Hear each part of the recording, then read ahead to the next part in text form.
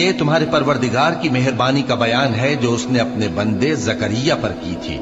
جب انہوں نے اپنے پروردگار کو دبی آواز سے پکارا اور کہا کہ اے میرے پروردگار، میری ہڈیاں بڑھاپے کے سبب کمزور ہو گئی ہیں اور سر سفید بالوں کی وجہ سے چمکنے لگا ہے، اور اے میرے پروردگار، میں تجھ سے مانگ کر کبھی محروم نہیں رہا، اور میں اپنے بعد اپنے بھائی بندوں سے ڈرتا ہوں، اور میری بیوی بانجھ ہے، پھر بھی مجھے اپنے پاس سے ایک وارث عطا فرما جو میری اور اولاد یعقوب کی میراث کا مالک ہو، اور اے میرے پروردگار اس کو خوش اخلاق بنائیو۔ فرمایا اے زکریا،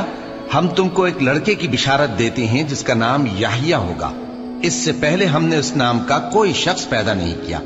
انہوں نے کہا کہ پروردگار، میرے ہاں کس طرح لڑکا ہوگا جبکہ میری بیوی بانجھ ہے اور میں بڑھاپے کی اس حالت کو پہنچ گیا کہ سوکھ گیا ہوں؟ حکم ہوا کہ اسی طرح ہوگا۔